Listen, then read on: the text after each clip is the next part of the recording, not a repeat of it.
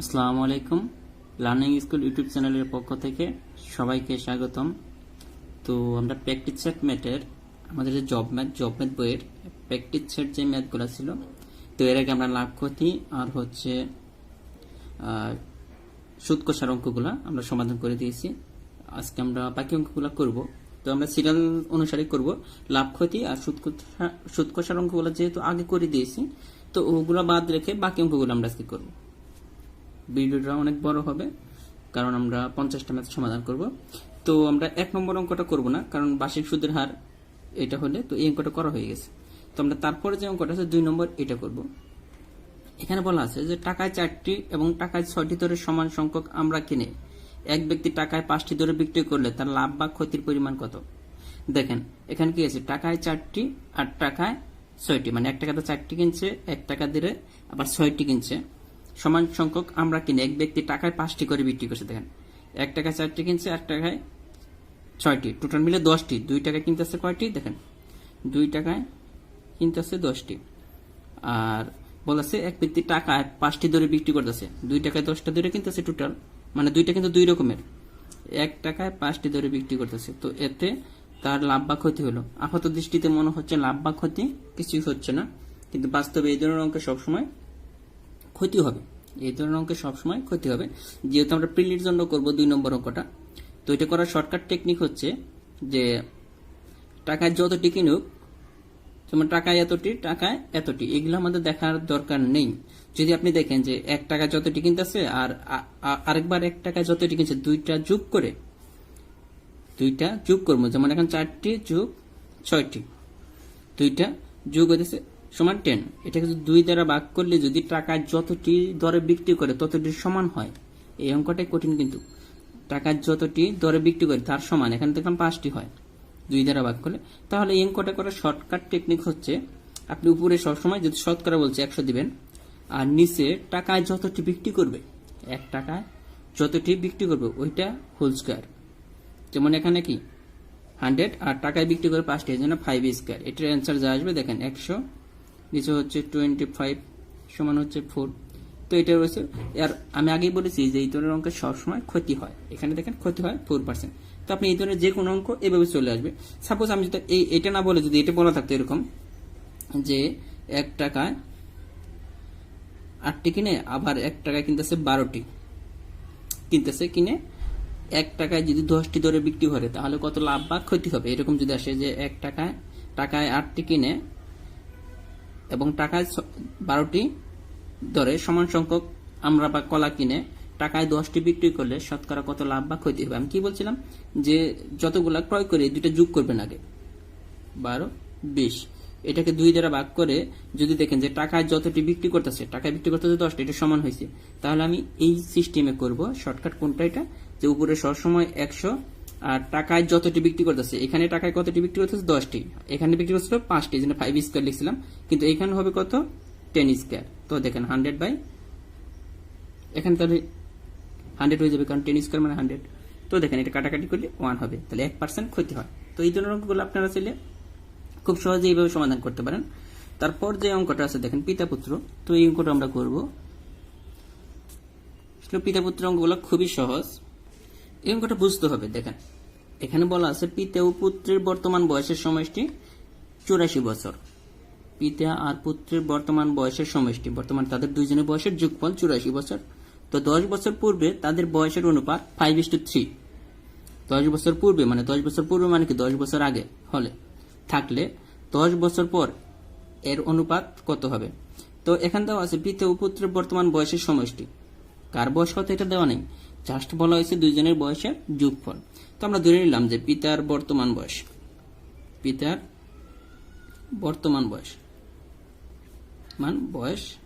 x বছর, এর লেখা কিন্তু দরকার নেই, জাস্ট আমি লিখতেছি।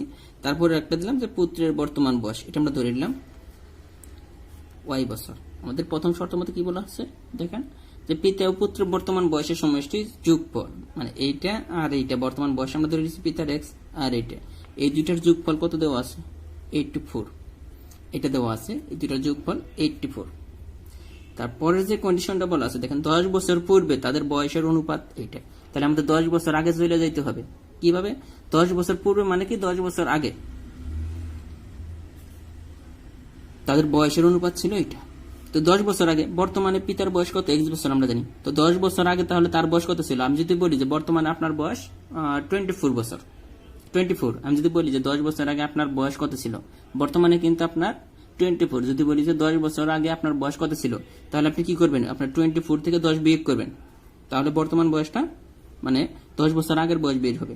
তো সেইভাবে আমরা এই কাজটা করব যে বর্তমানে পিতার বয়স x বছর, কিন্তু 10 বছর আগে তার বয়স কত ছিল, তাহলে x - 10, এটা পিতার বয়স। সেইভাবে 10 বছর পূর্বে পুত্রের বয়স কত ছিল, দেখেন বর্তমানে পুত্রের বয়স y, তো এইটা 10 বছর আগে পিতার বয়স এটা, পুত্রের বয়স এইটা। তো আমাদের বলা হয়েছে যে অনুপাত কত, তাহলে এটার অনুপাত, তো আমাদের এটার একটা অনুপাত দেওয়া আছে, দেখেন 5:3। তো আমরা লিখে পেলাম 5:3। তো এখান থেকে এই দুইটা কন্ডিশন থেকে আমাদের x এর মানটা বের করতে পারলে আমাদের অঙ্কটা হয়ে যাবে। তো দেখেন আমরা জানি অনুপাত মানে ভাগ, তো x - 10 y - 10 5/3। এখন যদি আপনি কোনাকুনি গুণ করেন, এই 3 দ্বারা এটাকে গুণ হবে, 5 দ্বারা এটাকে গুণ করতে হবে, কোনাকুনি গুণ, তাহলে 3x - 3 × 10 = 30, আর এখানে 5y - 50। তো আমরা x এর গুলো এক সাইড করে ফেলি, x আর y, আর বাকিগুলো আলাদা করি। তো দেখেন 3x এটা যদি এই সাইডে নিয়ে আসেন তাহলে 5y, আর এখানে এটা যদি এই সাইড নিয়ে যান 50 + 30। তো ব্যাপারটা কেমন হচ্ছে দেখেন, এখানে হচ্ছে 3x - 5y, আর এখানে হচ্ছে -20। কিন্তু দেখেন আমাদের দরকার হচ্ছে x এর মান, বাট এখানে কিন্তু আমরা রেখে আসছি দেখেন যে x + y = 84। তো এখান থেকে চাইলে আমরা x অথবা y এর মান বের করে এখানে বসাইতে পারি। তো আমরা y এর মানটা এখানে এনে বসিয়ে দিই, তাহলে দেখেন এখান থেকে যদি আমরা y এর মানটা বসাই এখান থেকে, তো কি হবে? y = x এই সাইডে চলে আসবে, তাই তো? বা x এর মানটা আমরা নিই, এটা সুবিধা হবে। তো x দেখেন 84 - y। তো আমরা এটা কই থেকে পেলাম? x এর পরিবর্তে আমরা এখানে কি বসতে পারি? 84 - y। তো এই ইকুয়েশন আমরা 3 × 84 - y, আর এখানে ছিল 5y = -20। তো এখন দেখেন আমরা যদি এটা গুণ করি, 3 × 4 = 12, 2 3 × 8 = 24, 25 -3y -5y = -20। তো এখানে হচ্ছে -8y, আর এটা যদি এই সেট নিয়ে আসেন -272, ওই পাশে মাইনাস মাইনাস কাটা যাবে। তো y = আমরা পাবো 272, নিচে হচ্ছে 8, 3 × 8 = 24, 4 × 8 = 32। তো y এর মান আমরা পেয়ে গেলাম। y এর মানটা পাওয়া মানে কি, আমরা কি ধরছিলাম? y এর মানটা কি ছিল? y এর মান ছিল পুত্রের বয়স। y এর মানটা ছিল কি? পুত্রের বর্তমান বয়স। আর এখান থেকে আমরা জানি যে পিতা আর পুত্রের বয়সের সমষ্টি ছিল এত, এটা ছিল। আর আমরা যেহেতু এখানে y এর মানটা পেয়ে গেছি, এখানে y এর মানটা যদি বেশি বসিয়ে দিই তাহলে x এর মানটা কিন্তু বেশি পেয়ে যাব আমরা। তো এখানে 34, 84, x = এখান থেকে যদি বিয়োগ করেন তাহলে হবে 50। দেখেন x এর মান, তাহলে x = আমরা পেলাম 50, আর y = পেলাম আমরা 34। তো এটা হচ্ছে কি? এটা হচ্ছে পিতার বর্তমান বয়স, এটা পুত্রের বর্তমান বয়স, যেটা আমরা ধরে নিয়েছিলাম। দেখেন পিতার বর্তমান বয়স এত, পুত্রের বর্তমান বয়স এত। এখন আসেন এই দুইটা আমরা পেয়ে গেলাম। তো পাওয়ার পরে আমাদের কোশ্চেনে কি চেয়েছে আমরা ওটা দেখবো। এখন কোশ্চেনে চাওয়া হয়েছে যে 10 বছর পর তাদের বয়সের অনুপাত কি। 10 বছর পর আমরা বর্তমান বয়স এটা আমরা দিলাম যে বর্তমান বয়স এটা 50। এখন যদি বলতেছে আরো 10 বছর পরে, তাহলে 10 বছর পরে কি আরো 10 যোগ হবে। তো 10 বছর পরে পিতার বয়স হবে এটা, আর পুত্রের বয়স হবে এটা। তো আমাদের বলছে এই দুইটার অনুপাত কত, দেখেন এই দুইটার অনুপাত। তো এখানে অনুপাত চিহ্ন দিয়ে দেন, তাহলে 60, আর অনুপাত যেহেতু ভাগ এখানে হচ্ছে 44। তাহলে কত হচ্ছে দেখেন 15, যদি ভাগ করেন 4 দ্বারা, 4 × 15 = 60, আর 4 × 11 = 44, তাহলে হচ্ছে 15:11। তো চলে আসছে। তো অঙ্কটা আসলে বড় মনে হলে আসলে কিছু না, জাস্ট আপনার এখানে আপনি অনেক শর্টকাটে করতে পারবেন, এটা আপনার মতো করে করবেন। আমি জাস্ট একদম ডিটেইলস আকার দেখিয়ে দিলাম। ডিটেইলের জন্য আপনার এটা খুবই কমন একটা অঙ্ক। দেখেন এরপর 4 নম্বর অঙ্কটা বলা আছে, দুইটি সংখ্যার বিয়োগফলের অর্ধেক 2, বড় সংখ্যাটির সঙ্গে ছোট সংখ্যাটির দ্বিগুণ যোগ করলে যোগফল 13 হয়। তো সংখ্যাটি কত?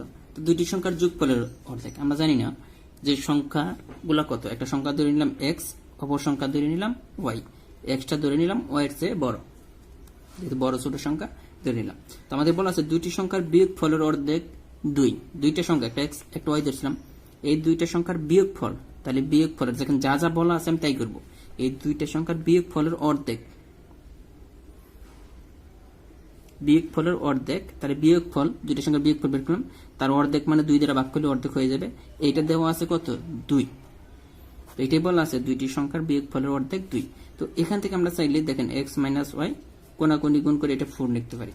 এটা কি ইকুয়েশন নম্বর 1 দিয়ে রাখেন। তারপরেও কি বলছে, বড় সংখ্যাটির সঙ্গে ছোট সংখ্যাটির দ্বিগুণ যোগ করলে, তো বড় সংখ্যাটি আমরা ধরে নিলাম এক্স, এটার সঙ্গে ছোট সংখ্যার দ্বিগুণ মানে 2y কি করলে বলছে, যোগ করলে, তো যোগ করলাম, বড় সংখ্যাটির সঙ্গে ছোট সংখ্যাটির দ্বিগুণ যোগ করলে যোগফল হয় 13 হয়ে গেল। আমাদের বলছে সংখ্যা দুটি কত, এটা দেন ইকুয়েশন নম্বর 2। তো এখান থেকে আপনি বিভিন্নভাবে দেখেন, আমরা দুইটি ইকুয়েশন যদি সাজাতে পারি বিভিন্নভাবে এটা আমরা ক্যালকুলেশন করতে পারি। কিভাবে করব, আমাদের জাস্ট এক্স আর ওয়াই এর মান লাগবে। তো আমরা প্রথমে আমরা এইভাবে করতে পারি যে 1 নং সমীকরণকে 2 দ্বারা গুণ করতে পারেন। এটাকে যদি 2 দ্বারা গুণ করেন দেখেন 2x মাইনাস 2y 8, গুণ করার অর্থ সকল পাশেই গুণ করতে হবে সবাইকে। 1 নং সমীকরণকে আমরা কয় দ্বারা গুণ করলাম, 2 দ্বারা গুণ করলাম। এখন কেন গুণ করলাম, দেখেন এখানে y আছে আর এখানে যদি আমরা 2y আছে, আমরা যদি এখানে 2y বানাইতে পারি তাহলে মাইনাস আছে, তো যোগ করলে কাটা যাবে এজন্য। এখন আমরা 3 নং সমীকরণটা এখানে লিখি, লেখার পরে জাস্ট যোগ করে দেন। তো দেখেন 2y কাটা, এখানে হচ্ছে 3x আর এখানে হবে আপনার 21, ঠিক আছে। তার মানে x ইকুয়াল 7, আমরা বড় সংখ্যাটি পেয়ে গেলাম। তাহলে ছোট সংখ্যাটি কত, তো ছোট সংখ্যাটি আমরা যে কোনো ইকুয়েশনে মান বসাই দেন, আপনি এইখানে মান বসালে বের হবে এইখানেও। তো আমরা 1 নং ইকুয়েশনে যদি বসাই দিন x এর মান আমরা কত পাইছি 7, তো 1 নং ইকুয়েশন আমরা 7 মাইনাস y ইকুয়াল 4 পেয়ে গেলাম। তো মাইনাস y ইকুয়াল 4 মাইনাস 7, তো y ইকুয়াল 3 হবে, মাইনাস 3, এই মাইনাসে মাইনাসে কাটা গেলে 3। তার মানে সংখ্যা দুইটা কত, একটা 7 একটা কত 3, আমাদের কিন্তু এখানে চলে আসছে 7,3। তো এগুলো খুব ইজি অঙ্ক, তো আপনারা দেখলেও পারবেন। আর যারা মোটামুটি আমাদের 508টা ম্যাথ যারা করে আসছেন বইয়ের, তো মোটামুটি এই ম্যাথগুলো তাদের কাছে খুব সহজ লাগবে। তারপরে অঙ্কটা দেবো আমরা 5 নম্বর অঙ্ক। দেখেন 5 নম্বর অঙ্কটা বলা আছে যে ঘন্টায় 4 কিলোমিটার গতি বৃদ্ধি করায় 32 কিলোমিটার পথ অতিক্রম করতে 4 ঘন্টা সময় লাগে। তো বৃদ্ধির পূর্বে গতি ছিল কত, সাপোজ আমরা ধরে নিলাম যে বৃদ্ধির পূর্বে গতি ছিল x, কিন্তু বর্তমানে গতি কত, 4 কিলোমিটার বৃদ্ধি করছে ঘন্টায়। আমরা আগে ধরে নিলাম যে আগে গতি ছিল x, তো বর্তমানে গতি হয়েছে x প্লাস 4, যেহেতু 4 কিলোমিটার বৃদ্ধি করছে, এটা বর্তমানে এটা পূর্বে। তো এই অঙ্কটা করার জন্য আমরা সুন্দর একটা ফর্মুলা ইউজ করবো এই ধরনের সকল অঙ্ক করার জন্য, যে দূরত্ব ইকুয়াল বেগ ইন্টু সময়। এই ধরনের সকল অঙ্ক এই একটা সূত্র দ্বারা সলভ করতে পারবেন। কিভাবে করতে পারবেন দেখেন, জাস্ট মানগুলো বসাবো। এখানে দেখেন সে কি বলছে যে ঘন্টায় 4 কিলোমিটার গতি বৃদ্ধি করার ফলে গতি হয়ে গেল এটা, মানে ব্যাগ হয়ে গেছে এটা। 32 কিলোমিটার পথ, এটা কিন্তু দূরত্ব, এটা হচ্ছে দূরত্ব আর একটা হচ্ছে ব্যাগ। এত কিলোমিটার পথ অতিক্রম করতে 4 ঘন্টা সময় লাগে। তখন আপনার যা যা দেওয়া আছে আপনি এখানে বসাবেন, যেটা দেওয়া নাই ওটা বের হয়ে যাবে। তো আমাদের যা যা দেওয়া আছে আমরা এখানে বসাবো, যে দূরত্ব কত দেওয়া আছে 32 কিলোমিটার, তো দিয়ে দেন 32। ব্যাগ হচ্ছে x প্লাস 4, এটি সময় দেওয়া আছে 4 ঘন্টা থেকে 4 ঘন্টা, তো এরকম দেওয়া আছে না, জাস্ট আমরা বসিয়ে দিলাম। দেখেন এই সূত্রটা যদি জানেন এই ধরনের সকল অঙ্ক আপনি সমাধান করতে পারবেন। দূরত্ব ইকুয়াল ব্যাগ ইন্টু সময়, তো আমরা জাস্ট মানগুলো বসিয়ে দেব। তো আগে ছিল দেখেন যে আমাদের পূর্বে গতি ছিল কত, এটা দেওয়া ছিল না, আমাদের বলা আছে যে ঘন্টায় 4 কিলোমিটার গতি বৃদ্ধি করায় 32 কিলোমিটার পথ অতিক্রম করতে 4 ঘন্টা সময় লাগে। তো পূর্বে গতি ছিল, আমরা পূর্বে গতি ছিল x ধরে নিছি, তো বর্তমানে যেহেতু ঘন্টায় 4 কিলোমিটার বৃদ্ধি করছে তাহলে x প্লাস 4, তো এই মানগুলো আমরা এই সূত্রে বসিয়ে দিচ্ছি। এখন আপনি চাইলে তো এখানে দেখেন x প্লাস 4 আছে, এটা যদি এই সাইডে দিয়ে দিই মানে 32 কে গুণাকার থাকলে এই সাইডে আসলে ভাগ হয়ে যাবে। তো কি হচ্ছে x প্লাস 4 4 এটা 32 বা x ইকুয়াল 8 মাইনাস 4 সমান 4। দেখেন আমাদের অ্যান্সার কিন্তু চলে আসছে যে 4 কিলোমিটার। পূর্বে গতি ছিল কত 4 কিলোমিটার। x এর মানটা আমরা x এর মানটা ধরে নিয়েছিলাম, তো আমরা x এর মানটা বের করে ফেলছি। তো আপনার এই সূত্রটা মনে রাখবেন, এই সূত্রটা দিয়ে আমরা বিভিন্ন ধরনের অঙ্ক সমাধান করতে পারবো। পরের যে অঙ্কটা রয়েছে দেখেন যে ক এর কাছে খ এর 4 গুণ মার্বেল আছে। ক যদি খ কে 18টি মার্বেল দেয় তবে উভয়ের নিকট সমান সংখ্যক মার্বেল হবে। ক ও খ এর নিকট কতটি মার্বেল আছে দেখেন, আমরা জানি না কার কাছে কতটি মার্বেল রয়েছে। বলা আছে ক এর কাছে, খ এর 4 গুণ আছে। আমরা ধরে নিলাম যে খ এর কাছে মার্বেল আছে এক্সটি, আমরা জানি না কত আছে। আমাদের বলা আছে যে ক এর কাছে এই খ এর 4 গুণ আছে, তার মানে এটাকে 4 দ্বারা গুণ করে, তার মানে ক এর কাছে 4x, খ এর কাছে এক্সটি।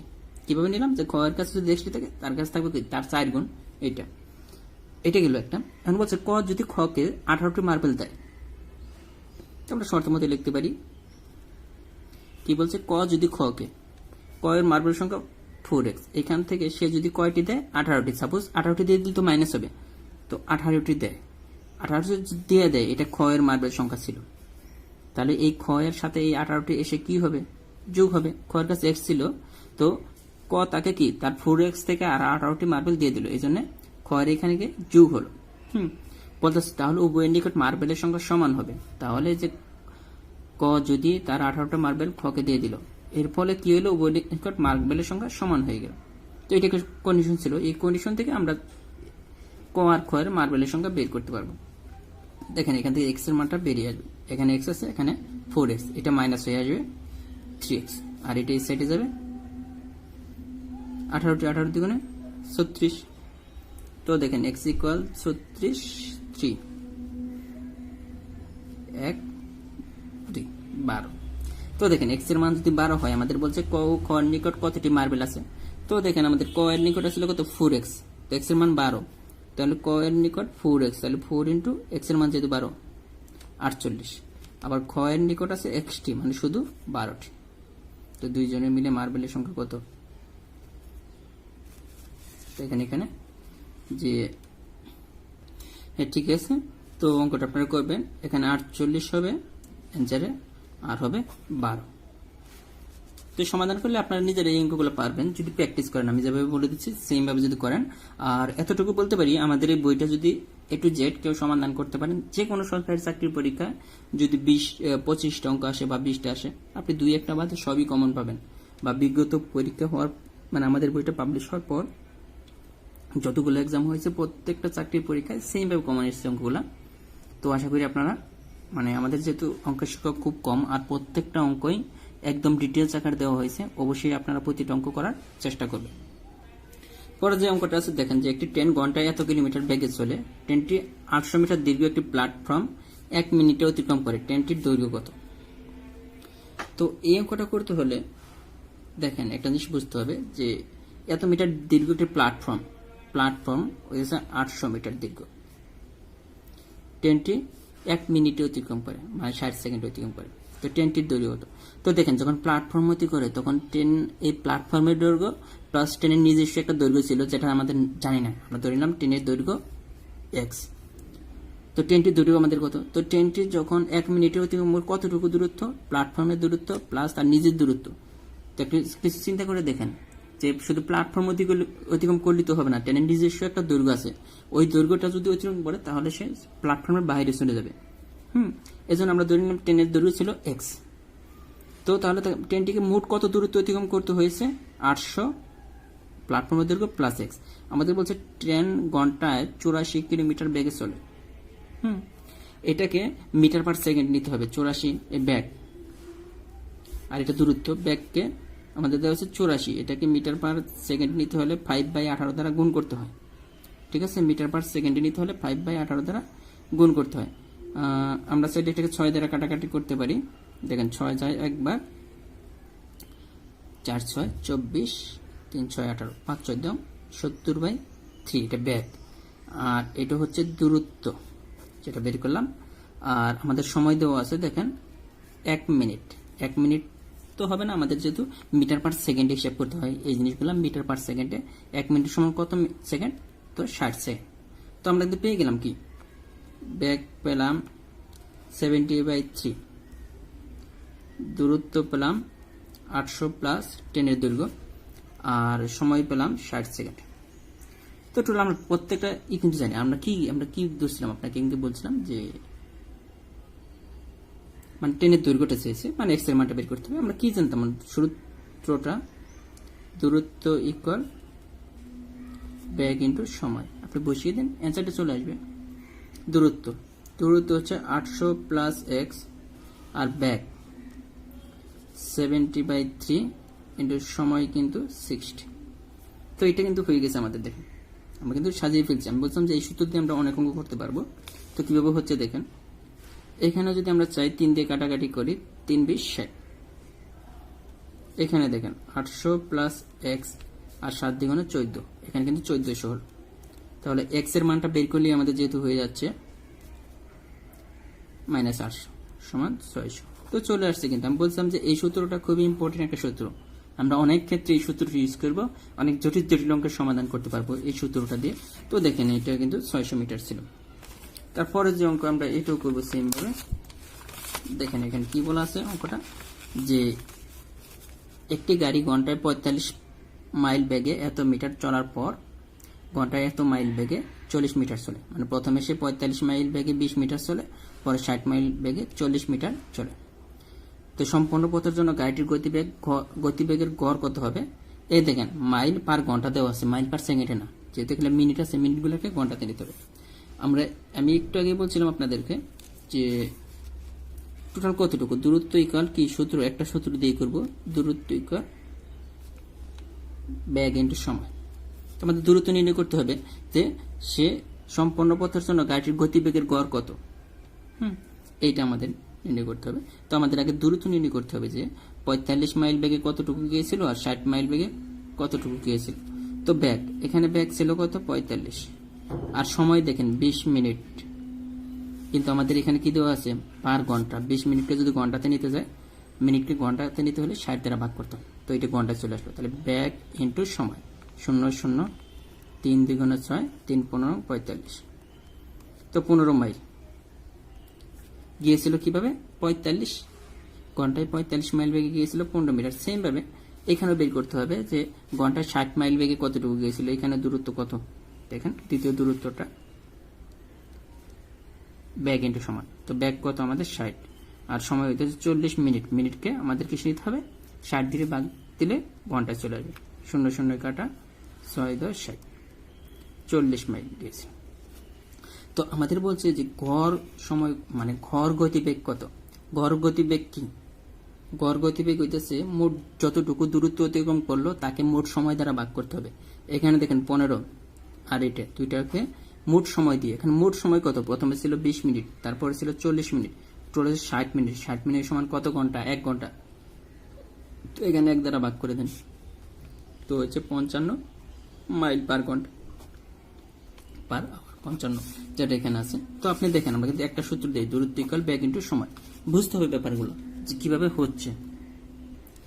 এরপর যে অঙ্কটা রয়েছে দেখেন, 84 কেজি ধাতু গলিয়ে 40,000 পিন তৈরি করা হলো, প্রতিটি পিনের ওজন কত কেজি? কেজি হিসাবে দিয়েছে। দেখেন 84 কেজি গলিয়ে করি তাহলে কিন্তু ওজন বের হয়ে যাবে। কিন্তু এখন দেখেন এভাবে ভাগ করতে গেলে কঠিন হয়ে যাবে। এই জন্য আমরা কি করব, উপরে 84 ঠিক রাখবো, নিচে 4 ইন্টু দেখেন কয়টা শূন্য আছে 4টা, 1 লিখে 4টা শূন্য দিন। এটা লেখা যে কত, এটা লেখা একই কথা, কারণ এক লেখে আমরা শূন্যগুলো আলাদা করে ফেলছি।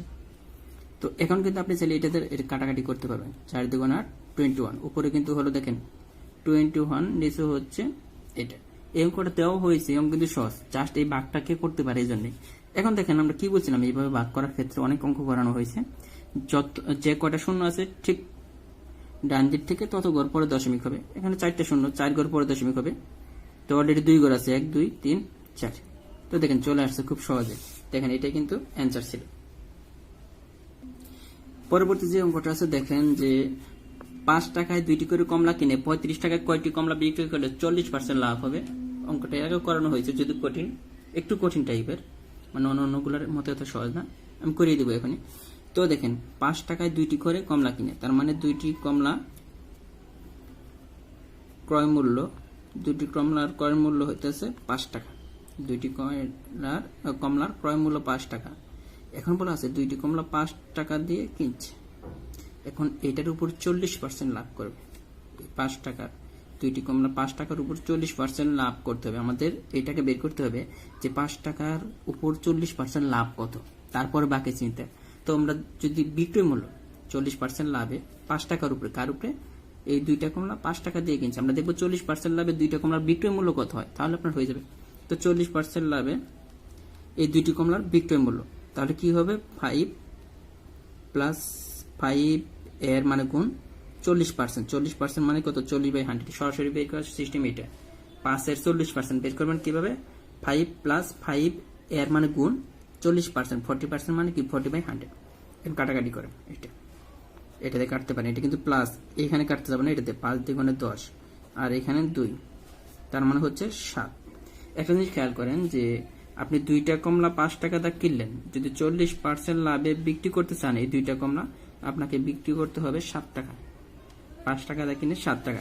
এখন আসেন আমরা অ্যান্সার কিভাবে, তাহলে দেখেন 7 টাকায় বিক্রি করতে হবে কয়টা কমলা? 40% লাভে 2টি কমলা, 7 টাকায় বিক্রি করতে হবে 2টি কমলা। আমাদের বলছে 35 টাকায় কয়টি কমলা বিক্রি করতে হবে, তাহলে আমরা বলতে পারি না যে 7 টাকায় বিক্রি করতে হবে, 7 টাকায় বিক্রি করতে হবে 2টি কমলা, 1 টাকায় বিক্রি করতে হবে 2/7, অর্থাৎ কয় টাকায়? 35 টাকায় বিক্রি করতে হবে × 7, তো 5 5 × 7 = 35, 10টি। এখানে দেখেন চলে এসেছে। এরপর 11 নম্বর অঙ্কটা কিন্তু এর আগে করা হয়েছে। আসলেও আমি চাই যে আপনাদেরকে ভিডিওগুলা খুব তাড়াতাড়ি সমাধান করে দেওয়ার জন্য। দেখেন যে আমি কয়টা ভিডিও করে মানে কয়টা ম্যাথ করাইছি আসলে ঠিক মতো বোঝাতে গেলে দেখেন মানে প্রায় 30 মিনিট হয়ে গেছে। তো তাহলে আমরা নেক্সট ভিডিওতে পরবর্তী অঙ্কগুলো এইভাবে দৌড়ে দৌড়ে আসলে আমি চাইলে তাড়াতাড়ি করতে পারি। তাড়াতাড়ি যদি আমি করাই মানে এই 30 মিনিটে আমি চাইলে কিন্তু 50টা অঙ্ক করাতে পারতাম। ব্যাপারটা হচ্ছে কি 50টা অঙ্ক করালে কি আপনাদের অসুবিধা হতো যে আপনাদেরকে এত সুন্দরভাবে মানে এত ভালোভাবে আমি পার্ট বাই পার্ট বোঝাতে পারতাম না। এখন আপনারা যদি চান যে এত তাড়াতাড়ি দ্রুত শেষ করে দেওয়ার জন্য আমি পারবো।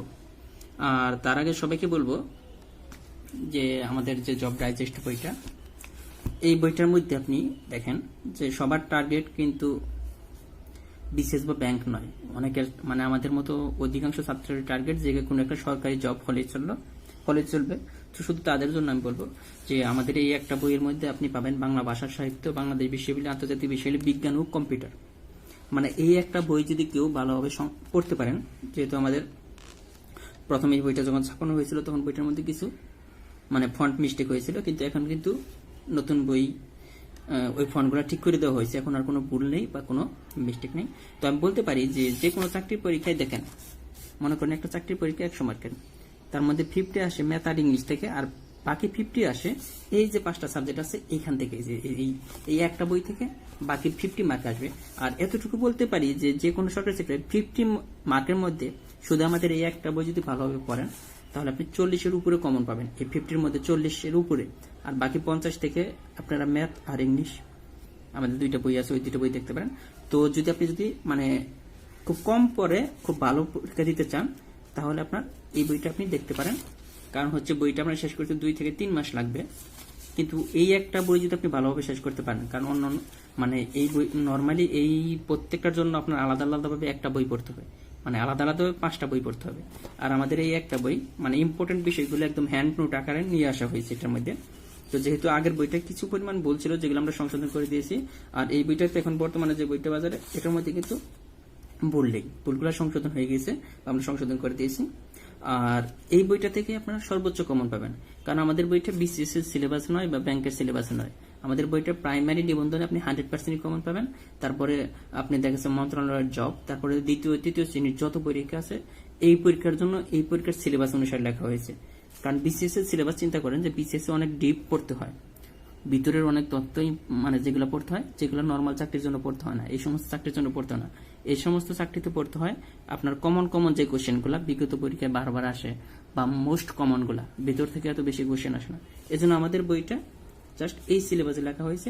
এজন্য আপনি যদি এই একটা বই পড়েন জব ডাইজেস্ট, তাহলে আপনার এক মলাটে দেখা গেছে আপনি 5টা সাবজেক্ট কমপ্লিট হচ্ছে। আর ম্যাথ আর ইংলিশের জন্য আপনি যদি আলাদাভাবে প্রিপারেশন নিতে পারেন, আর এই বইটা যদি কেউ যদি মনে করেন যে আমি A to Z শেষ করতে পারছি, বা A to Z শেষ করার পরে আপনি যে কোনো চাকরির পরীক্ষা দিবেন 100% আমি বলতে পারি যে আপনি চাকরির পরীক্ষায় বললাম তো 50টা কোশ্চেন আসে এই সাবজেক্টগুলো থেকে, আপনি 40-এর উপরে কমন পাবেন শুধু এই একটা বই যদি ভালোভাবে পড়তে পারেন। তো আশা করি বুঝতে পারছেন। তো ধন্যবাদ সবাইকে, আর পরবর্তীতে আমরা পরবর্তী ভিডিও দেব। তো অবশ্যই আপনারা জানাবেন যে ভিডিওটা কেমন হয়েছে। ধন্যবাদ সবাইকে। আর ইংলিশ নিয়ে একটু কথা বলি, আপনারা বলতেছিলেন যে ইংলিশের ভিডিও, আসলে অ্যাকচুয়ালি আমার আসলে এতটা সময় হয় না যে ম্যাথ কভার করার পর আপনাদেরকে ইংলিশের উপর ভিডিও দেবো। তারপরে আমি চেষ্টা করবো যে মাঝে মাঝে ইংলিশের উপরে লেকচার দেওয়ার জন্য, মানে আমাদের ইংলিশ বইটা থেকে তো তার আগে বলবো যে আপনারা আমাদের বইগুলো সবার কাছে শেয়ার করবেন। আর যারা পরীক্ষা দিতে চান আমাদের গ্রুপে কিন্তু ফেসবুক গ্রুপে লার্নিং স্কুল লিখে সার্চ দিলে আপনি পেয়ে যাবেন। ফেসবুক গ্রুপে কিন্তু ইতিমধ্যে পরীক্ষার সিলেবাস দিয়ে দেওয়া হয়েছে। আমাদের পরীক্ষাগুলো কিন্তু সামনের সপ্তাহ থেকে নেওয়া হবে। তো আপনারা চাইলে ফ্রিতে আমাদের ফেসবুক গ্রুপে প্রতি সপ্তাহে এক্সাম দিতে পারেন।